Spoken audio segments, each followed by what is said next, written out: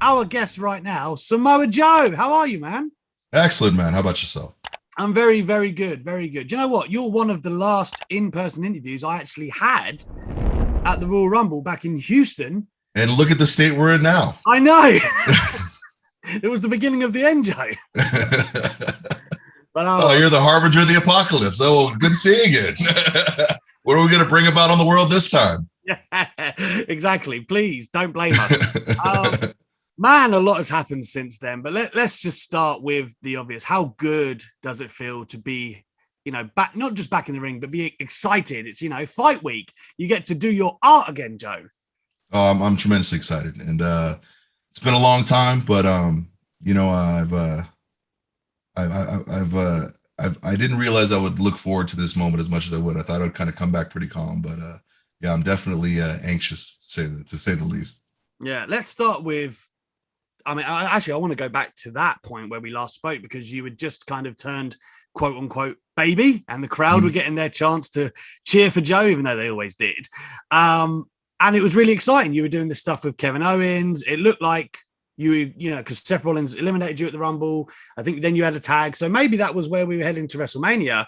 Of course, we never got to find out because you ended up getting hurt. Do you know what the idea was at that point? No. There was some general talk about maybe a tag or something, but I think they were still trying to flesh out if they were going to split that into separate matches, make it all one match, or maybe take another turn with it. So I don't think there was anything really set in stone at that point. So what did end up happening, according to reports anyways, is during a commercial, of course, you got a concussion. Is that what happened? And then ultimately, that is what sent you to the commentary table, right? Yes. Yeah. I could wax lyrical about you on commentary. Of course I could. I know that you've spoken about it in other interviews that you would be interested in returning again. But let's get to the release, man. Like, to me, it obviously, not just to me, to everyone, didn't make sense. Was it a case that you couldn't get cleared at that point? Were you still trying? What was the deal? No, it wasn't a case of that. It was, obviously I was still trying. There was a little bit more recovery time kind of involved there. So there was a timetable for recovery. It wasn't like it was very far off, obviously.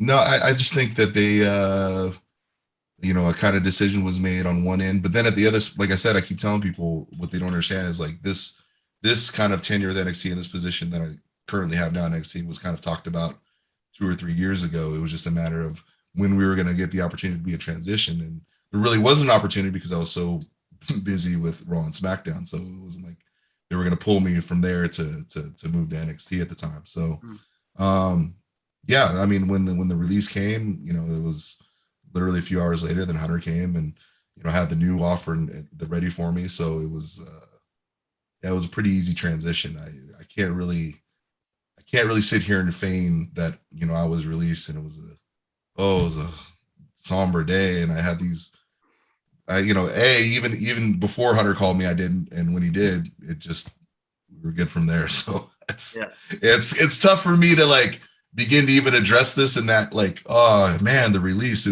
because it's big. Because when you read it, I guess in a tweet, it's like, oh my gosh, but the actual way the events transpired for me, it was very mundane and very much, all right, sign here and sign there, and all right, we're good.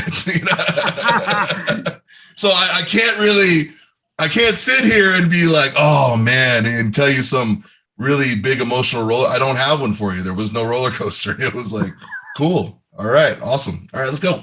That's what I mean. You didn't even have a chance to maybe even consider what there wasn't really a mourning process in this whole deal. I can't.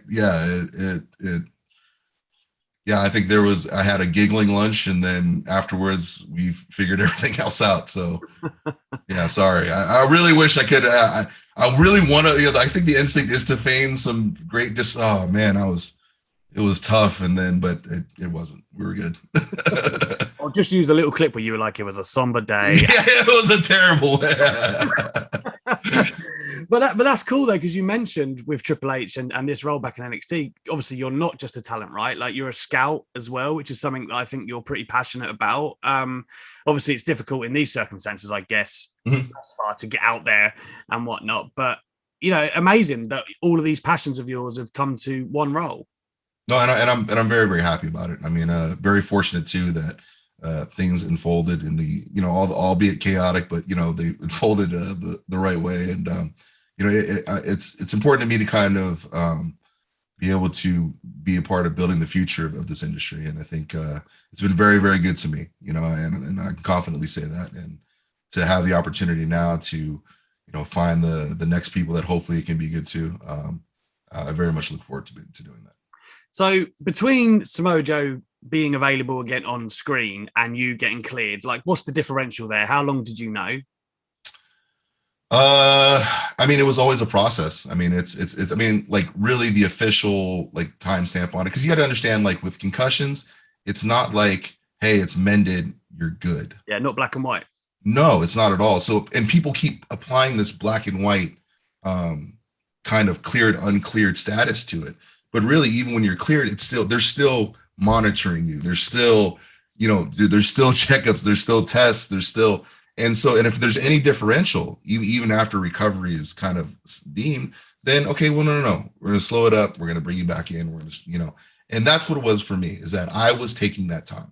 I was taking every single chance to have a healthy recovery, to come back at 100%, not at 60, not at 70, not at, workable, but come back healthy enough to where, I felt comfortable coming back and going 100%. Because I think when you do kind of come back too soon and you don't give your body and your mind a chance to properly heal, you inevitably it leads to more injury.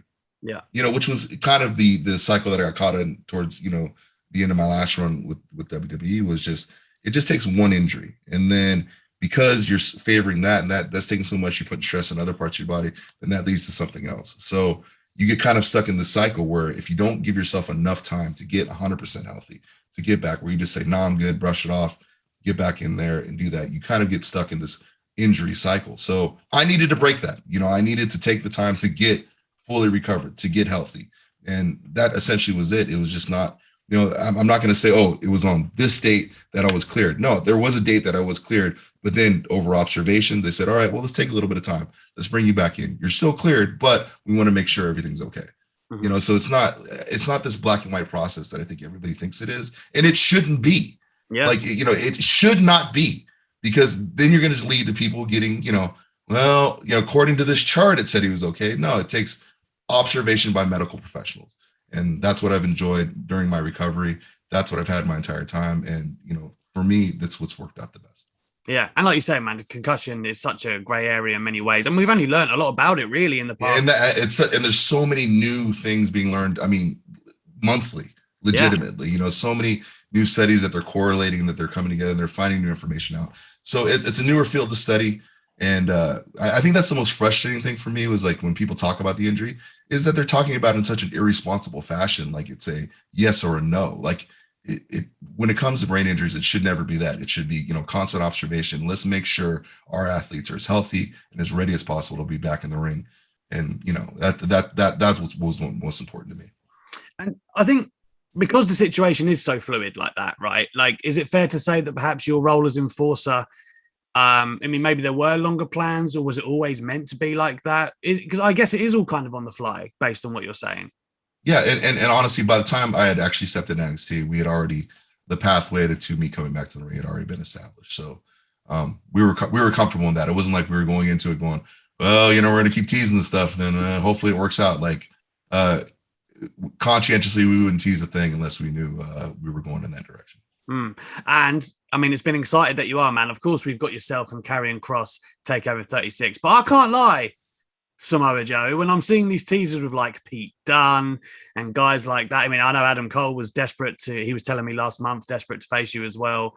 It must be so cool to be able to return to the brand, and there's like a whole wave of people, and I say Pete Dunne as well because, the ground game and the MMA traits that both of you bring to it, I just think will be amazing. For yourself as well, like, talk to me about the appetite to face some of those guys. I think these are the type of matchups that kind of excite me the most. And a big reason why is because these are guys whose capability and skill, I'm well aware of. I know what they can do. And, aside from that, like, these are great showcases. These guys are hungry, who want to show the world what they're capable of. And they want to get in there and they want to throw down with somebody who can, kind of put him on that level and get down with him like that. And like, I'm all for that. That's something I very much look forward to. And I think coming back to NXT too, there's just so many potential kind of dream matchups when you look up and down that roster, comparatively speaking to like Raw and SmackDown right now. And it barely edges that out. But I think it's an exciting place to be right now with the competitors that are on the field. I mean, I don't want to put you in a position because I'm saying Pete Dunne's my number one, but like, is there one on your radar? Like, if you become champ, who are you saying? Okay, cool. I'd love to do it with this guy. I mean, really, to single out one would be silly because, like, let's be honest, like any of those matchups. I mean, like any of those men that I mentioned before, the Adam Coles, Pete Dunne, Walter, Ilya Dragunov, like, I mean, like all these guys, like we're ready for that. Like I think it's just a matter of, what are the fans ready for? And I think maybe that's kind of part of maybe what this is. Like, I think if the NXT universe is vocal enough, the future is bright enough and bold enough, we could see these matchups happen. Oh man, you say you and Walter. Oh man, you say, are we ready for it? I don't know. That's too much violence in a match. I want you both to live long, prosperous lives. Oh, that would be amazing.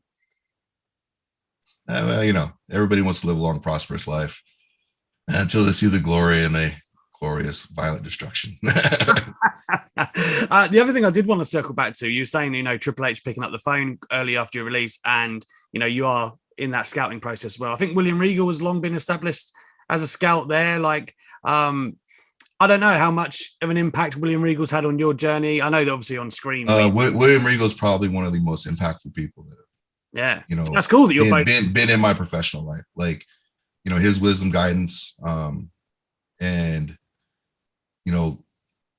even from a technical wrestling standpoint and from a business standpoint, was invaluable to me early in my career. I thought I had, young, brash, you think you have things figured out. And then, I think after a weekends spent with Regal, being his driver and just learning while he was down here scouting in California, really realized there's just so many more levels to this than I could possibly imagine. And that, just conducting yourself and professionalism, what's important in a match and the qualities, of a great grappler. I mean, these are all things that kind of spawned with him and just the continued mentorship throughout my career, as well as several other superstars, not just myself. He's served as a mentor for several guys throughout their careers, whether they were ever in WWE or not. This is, I spent a lot of my career outside of WWE, and a lot of my career, William Regal was there being a mentor and being a voice when you needed one. So, I mean, has a tremendous amount of impact, and it's great to be working with him, especially in this capacity. It's like the perfect scouting team, really, right? Like if you're so aligned. Yeah, it is. Unless you're terrible, because we'll tell you immediately. Yeah, I mean, again, you're facing Karrion Kross this Sunday. Let's give that a quick focus at Takeover. The following Sunday, I should say, here in England. What do you make of Karrion Kross and his journey on the NXT roster thus far? Of course, you two have had your run-ins, and he's obviously flirting with the main roster, we would say. Like, what do you see when you look across the ring from Karrion Kross? I mean, he's kind of another, I think the best way to describe Karrion Kross is that he is a wolf amongst not the same pack of wolves that I was around when I was at NXT. Like the guy, tremendous athlete, domineering. I mean, goes out there and he's walked through everybody they put in front of him and beat him down. That being said, I mean, that can give you a lot of false confidence, and I think a lot of what you see right now with Karrion Kross is false confidence, and come Takeover, hopefully will instill in him the appropriate level of confidence that he should have. Indeed. Speaking of appropriate level of confidence, I like in the past, and I've spoken to Paul Heyman as well, and I know you last time we spoke, you'd said about this as well, the working relationship you had and how much of a fan he was. I was always curious, and I never really got the chance to ask, when you did work with Lesnar and everybody thought this would be a great time for Joe to win the belt, was that like one of the most times you got closer to Heyman, do you think? Like, because the promos and the segments were so good, I would love an insight into that angle. The funny part about me and Paul is that we've been friends for years. I mean, I can't even, and just really, obviously it started just kind of professional courtesy. Hey, pleasure to meet you. Obviously, Paul Heyman. I'm a young guy coming up. And then, through just various interactions at the weirdest of places, like I'd be at Comic-Con and Paul Heyman would be there, and, we'd go sit in a bar and talk for 3 hours, or I'd be at some concert in New York and I'd see Heyman walk by and like, hey, and then, or a fight, just just through these kind of chance meetings and hanging out, we built a great rapport and relationship. And then when we finally got the opportunity to work together, it was, all I can say was probably one of the easiest creative processes ever. It's like he would say stuff kind of like, what do you think the tone of this should be? He's like, Michael sits down with Salotso at the, I'm like, okay, all right. And he says like, it's like, and I'm like, I get where you're going for, so, he's just incredibly creative mind, an amazing orator, a man who has an ability to, tell the most mundane of stories and make it seem like it's the most amazing thing ever. And it's just, it's a credit to his skill and his ability. And to get to work with him, I mean, it's easy. He makes it easy. You just have to go out there and be halfway decent, and Paul make it great. I still eternally love it when you get up in Brock's face during that promo. It's tremendous on Raw. I will say this as well, man. Speaking of old rivals and stuff, what do you think of Roman's transition to the tribal chief? He's the head of these tables these days, man. I think it's about time, man. I think that is the true Roman bubbling under the surface there. I think you're getting a good, authentic version of him. And I think it comes through in what he's doing. It's just everything. I think the pairing with Paul is great. Bringing the Usos back in. Yes, I mean that's just it all. It's a really, really great package, man. And I commend him, man. He's doing a great job at this table over there. As long as you don't try to come eat over here, we get it. And I've got a final question for you before I let you go. Now, the only tag team I really remember you striking gold with was our boy, the compatriot Nick Aldis, if I'm not mistaken, back in TNA. Like, Finn Balor as well in NXT, but I mean, we're talking tag title gold here. Is there anybody that you would love to sink your teeth into with being a tag partner with in WWE? You've done your solo thing, I would say, fairly well, but maybe there's somebody young you'd love to put under. Yes, I've put a lot of thought into this, and I'm glad that you asked this. I wasn't expecting this question to be asked. So please don't mind my preparedness. It is Oni Lorcan. Oh, I like that. The way I figure it, Oni is an incredibly durable individual. A lot of synapses not really connected to the brainstem. So he's going to go in there. He is going to take a hell of a beating. I mean, just ungodly punishment. And I'll just keep him alive, try to keep him going. And then when he gets him good and tired, I'm pretty sure I can train him with a command word to spring up, tag me in. I will go finish off the tired off opponents, and they will lead us to tag team gold. I really think this is a brilliant idea. I'm going to pitch it to Oni. I might write it in crayon, really simple form, but I think this can work out. Or capitals on Twitter. Either way, I'm sure you'll get the message. He only respects shouting. That's the only thing. Well, speaking of respect, man, thank you so much for joining us here on Talk Wrestling today. It's been a pleasure. Hopefully the world is in a better hands since our last talk. Following this talk, I'm sure it will be, starting with a Samoa Joe title win at TakeOver 36. Thank you so much for joining us, man. Hey, I appreciate it, no matter how big of an albatross you are.